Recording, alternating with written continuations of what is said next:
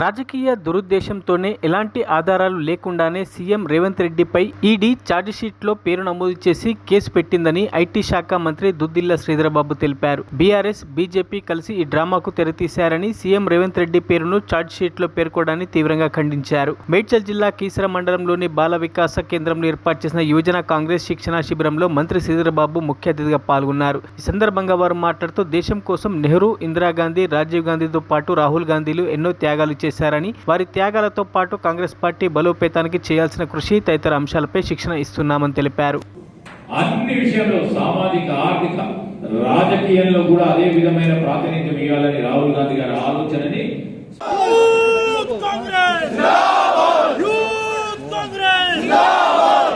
రాజకీయంగా మరి ముఖ్యమంత్రి గారిపై ఈడీ కేసులు పెట్టి బెదిరించే ప్రయత్నం జరుగుతూ ఉన్న సందర్భం కనబడతా ఉంది. తెలంగాణ రాష్ట్రానికి సంబంధించిన ముఖ్యమంత్రి రేవంత్ రెడ్డి గారు ఈరోజు ఈ రాష్ట్రాన్ని అగ్రగామిగా నిలిచాలని చేస్తూ ఉన్న ప్రయత్నంతో పాటు కాంగ్రెస్ పార్టీ ఇంకా కూడా బలంగా ముందుకు పోతూ ఉంది.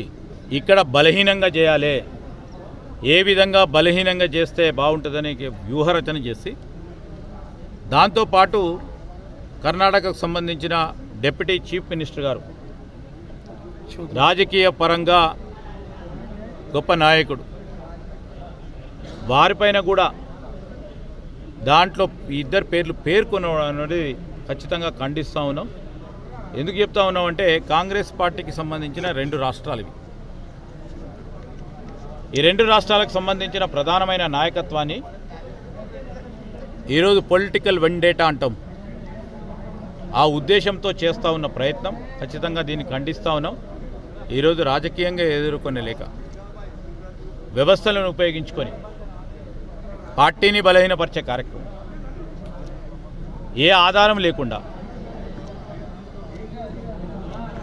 ఇష్టారాజ్యంగా అడ్డగోలుగా దాంట్లో పెట్టడం అనేది సరికాదు, ఖచ్చితంగా ఖండిస్తూ ఉన్నాం. రెండోది బీఆర్ఎస్ పార్టీ నాయకత్వం, ఆ యువతరం అంటే ఈ మోడర్న్ యుగంలో మన పార్టీకి సంబంధించిన అంశాలన్నింటినీ కూడా వారికి తెలియజేసి పార్టీ నాయకత్వాన్ని చాలా సంవత్సరాలు జవహర్లాల్ నెహ్రూ గారి దగ్గర నుంచి మొదలుపెట్టుకొని భారతదేశానికి ఏ విధంగా ఆ కుటుంబం కానీ ఏ విధంగా ఎన్ని త్యాగాలు చేసినారో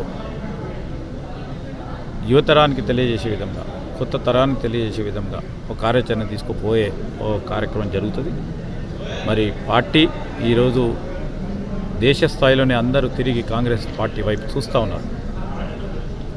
ఆ రోజు ఇందిరాగాంధీ గారు ఏ విధంగానైతే నాయకత్వ స్ఫటికతో భారతదేశాన్ని ఒక అగ్రగామి దేశంగా చూడాలి ప్రపంచవ్యాప్తంగా, కానీ శక్తివంతమైన అమెరికా దేశాన్ని కూడా ఎదిరించి ఆ రోజు పాకిస్తాన్తో ఏ విధంగా పోరాటం చేసిన వీర వనిత కానీ